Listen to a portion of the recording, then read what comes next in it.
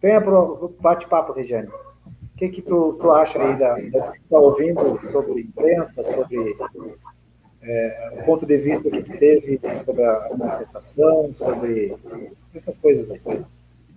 Olha, com relação a essa questão da própria imprensa, né? Eu coloco o seguinte: hoje tudo que a gente ouve, a gente tem que buscar ter o nosso ponto de vista, não aquilo que é colocado para nós, né? Eu entendo que nos chega muita informação pela TV, pela internet, então a gente está cheio de muitas, é um leque de coisas, né? E, e a televisão aberta, né? Ela tem esperneado muito, muito mesmo com relação a querer agora, nesse momento, transformar os bandidos em mocinhos, né?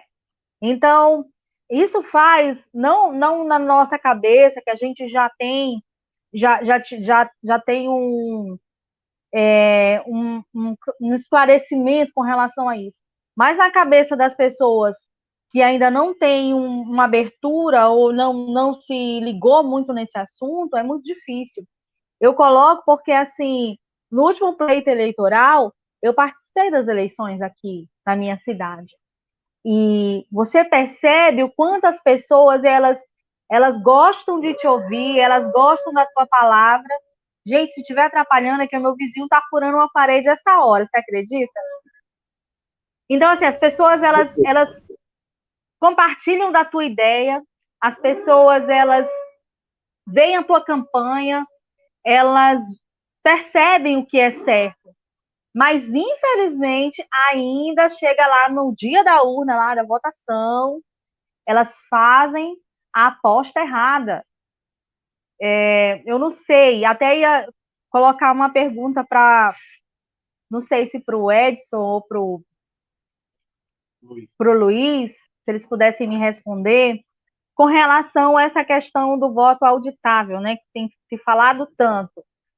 E se nós chegarmos agora, às vésperas da eleição, e não tiver sido aprovado nada e nós formos para a urna, como que vai ser? Como que nós vamos ter que nos comportar com relação a isso? Como que nós vamos fazer para que o nosso voto valha? Para que eles não levem no tapetão aí a presidência da República. Vou deixar o Edson começar. Começa aí, Edson. Eu também tenho uma visão muito, vamos dizer assim, diferente, né, da grande maioria que eu considero direita otimista, né? Eu vou começar por partes. Primeiro, eu tenho medo a respeito, eu tenho um grande medo a respeito de a gente tentar confundir duas coisas completamente diferentes, que é a quantidade de pessoas que têm acesso à internet e a quantidade de pessoas que se informam pela internet. E sobre as manifestações também o quanto que as manifestações levaram a prejudicar algum nome da esquerda em si. Por exemplo, o Lula. O quanto que prejudicou realmente ele, por mais que seja divulgado por redes sociais. Entendeu? E eu tenho esse receio analisando as eleições municipais. Foi um grande exemplo. Foi uma decepção para mim muito grande, morando aqui em São Paulo, em ter que decidir entre o Covas e o Boulos. E eu te garanto que ambos foram para a internet para divulgar, tanto a direita como a esquerda. E assim foi no país inteiro. E sobre as urnas eleitorais, eu acho importante, eu defendo a causa, eu milito sim pela transparência do voto impresso, entendeu? Só que eu não acredito que irá passar, por falta de capital político. Então, se não passar, ou mesmo se passar e a gente perder a eleição mesmo passando, eu fico preocupado qual será a ação da direita com uma decepção tão grande, certo? Porque eu não enxergo o Jair Bolsonaro como unanimidade, como muitos enxergam. Tipo assim, unanimidade como ele já esteja eleito. Eu tenho muita preocupação com a rejeição. Porque eu já vi de algumas pessoas mais otimistas comentarem assim: as pesquisas dizem que Jair Bolsonaro tem a rejeição alta, mas ao mesmo tempo ele está em primeiro lugar nas eleições. Primeiro, que são metodologias diferentes. Eu vou pegar as eleições do ano 2018 para fazer uma comparação. Jair Bolsonaro recebeu 57 milhões de votos. O Haddad recebeu 47. Estou falando do segundo turno. Brancos e nulos foram 31. Se você somar 47 milhões de pessoas com mais 31 que não votaram no Bolsonaro, a rejeição dele é de 78 milhões de votos. Então, é muito maior do que o que ele realmente recebeu. É assim que se faz a metodologia do que é rejeição e do que é realmente intenção de voto. Por mais que ele tenha uma intenção de voto alto, não significa que ele está eleito. A rejeição pode derrubá-lo dependendo com quem ele esteja no segundo turno. E eu tenho medo do lulismo, não do petismo. Eu venho do Nordeste, o lulismo no Nordeste é muito forte, entendeu? E fora que a mídia está há 2 anos fazendo propaganda contra o governo, e eu tenho medo da quantidade de pessoas que não se informam pela internet. Eu tenho pouca preocupação das pessoas que têm internet, porque, vamos dizer assim, quando a polarização se torna muito grande, tem pessoas até que se afastam do cenário político por já ter perdido amigos, colegas, por causa de discussão política. Eu, por acaso, perdi muitos amigos próximos que discordavam de mim. E eu acredito que muitas pessoas também que defendem o governo atual têm acontecido a mesma coisa. Então, aí fica a minha preocupação. Então, eu não tenho muito otimismo a respeito da eleição de 2022. Mesmo com o voto impresso, eu não considero ela ganha. Entendeu? E sem o voto impresso, aí é que eu fico mais preocupado ainda. Então, eu sou muito pragmático e penso mais em algo a longo prazo, e eu me preocupo mais com fatores culturais do que mesmo eleitorais.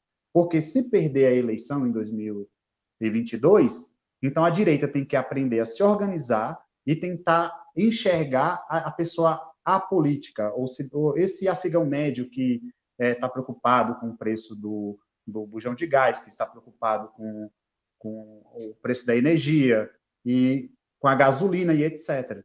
Porque a grande maioria das pessoas que vivem fora da bolha, no meu ver, eles se preocupam mais com coisas naturais do dia a dia. E o que a mídia mais aproveita é isso. A mídia não vai explicar o aumento do preço do arroz ou da carne usando as leis de oferta e demanda. Não, eles vão dizer que é culpa do Bolsonaro. Assim, eles não vão falar a respeito do ICMS. Eu vou dar um exemplo breve para concluir o meu comentário, com o preço da gasolina daqui de São Paulo. O governo federal ele abriu mão de 2% do imposto que ele tinha sobre a gasolina. Porém, o governo estadual aumentou o ICMS para 16%. Então, no lugar de nós termos uma queda de 2%, nós tivemos uma alta de 14% devido ao ICMS. O cidadão comum não quer saber, muitos deles não querem saber que houve um aumento porque o Dória aumentou o ICMS, o governo, o parlamento, a Lespe que aumentou. Ele simplesmente, às vezes, por ter essa, vamos dizer assim, essa informação da mídia, ele vai dizer, foi culpa do Bolsonaro, por isso que a gasolina está R$6. Bem, não vai ser bem um contraponto, mas primeiro em pesquisa eu não confio, mas eu confiava bastante, mas eu percebo que a metodologia estatística é muito antiga, tá? Não dá para a gente confiar na metodologia estatística de ligação de telefone, me desculpe, mas hoje em dia nós temos outros meios, survey, a gente tem várias formas aí de a gente capitalizar, saber de verdade uma quantidade inclusive bem maior.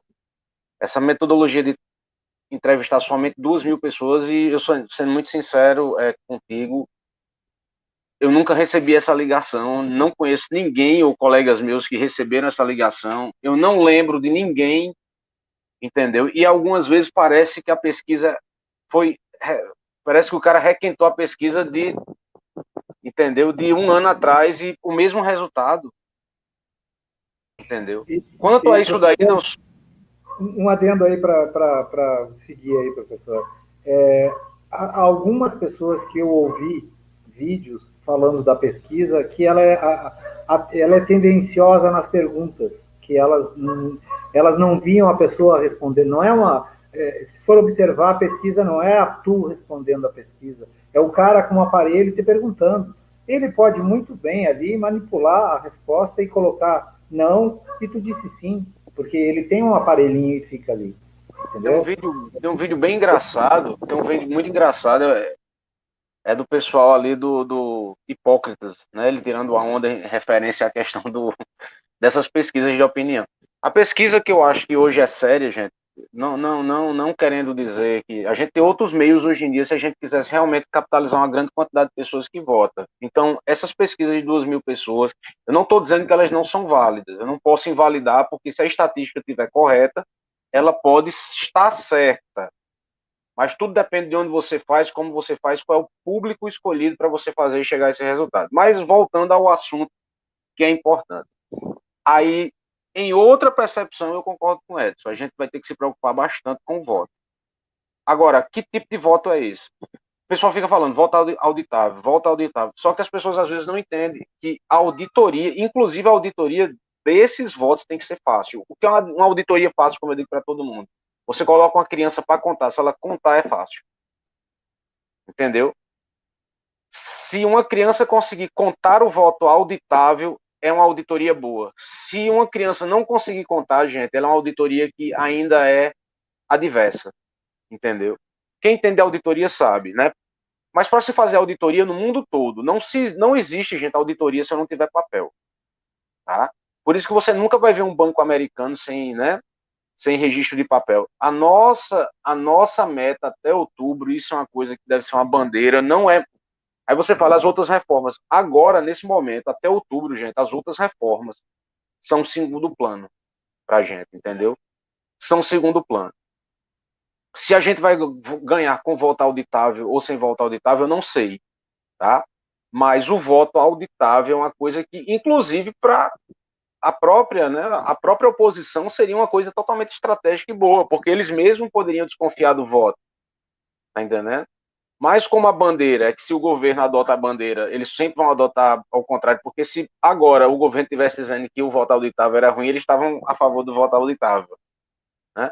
Mas nisso daí a gente realmente precisa se preocupar. E tem que ser a bandeira exclusiva até outubro, com manifestações pacíficas de novo. Todo mundo, não só em Brasília, no Brasil todo, tem que começar a organizar, principalmente aquelas pessoas que são cabeça de área, como eu digo a todo mundo. Quem são essas pessoas cabeças de área? Os que têm grande expressividade. Essas pessoas precisam estar envolvidas a partir de agora, até outubro, tá? Na questão dessas manifestações nossas. Agora precisa deixar de ser um pouco espontânea. Agora precisa ser realmente orgânica, organizada, com datas. Quantos dias? Não sei, gente. Até lá, a gente tem que fazer pelo menos umas 4. Grande com essa bandeira. Nisso daí eu concordo com o Edson. A gente não está ganho, fato, né? Mas a rejeição do Lula também é muito alta, Edson. Isso aí a gente tem. A nossa vantagem é essa. Inclusive, ele estava agora, salvo engano, em Santa Catarina, levou ovada. Né? Teve aquele ataque lá com que a Glaze ficou, né, ficou gritando porque alguém se manifestou contra o ônibus dele, alguma coisa assim. Ou jogaram ovos, eu não sei. Quem mora em Santa Catarina pode falar melhor. Então, gente, a nossa bandeira agora é essa. Tá? Aí vamos supor, não passou, a gente vai ter que ver quais são os outros meios que a gente tem para fazer pressão para a gente conseguir realmente uma votação limpa. Nem que na lei, na legislação, por exemplo, a gente coloque em todas as contagens, tem que ter realmente as pessoas lá, né? Pessoas que são do governo, pessoas que são de direito, que realmente façam parte da contagem de votos. Inclusive especialistas na área de computação, porque não vai existir outra forma, porque auditoria na área de computação só quem entende de computação e de quem entende de linguagem computacional, que não é uma coisa muito fácil, né? Tem que saber da linguagem computacional daquele sistema da urna eletrônica para poder fazer alguma coisa. Então, a estratégia que a gente tem a partir de agora, gente, é manifestação, rua, manifestação, rua, manifestação, rua. Qual a bandeira? Uma bandeira única chamada volta auditável. Ponto. E esperar que dê certo, né? Mas nesse caso também eu sou um pouco pessimista como o Edson, né? Talvez a gente não ganhe, mas quanto mais, né? Quanto mais a gente fizer aí força nas manifestações, a gente conseguir reunir pessoas que realmente estão com essa bandeira, talvez a gente consiga obter êxito em algum ponto. Vou deixar agora para vocês. Estou falando demais.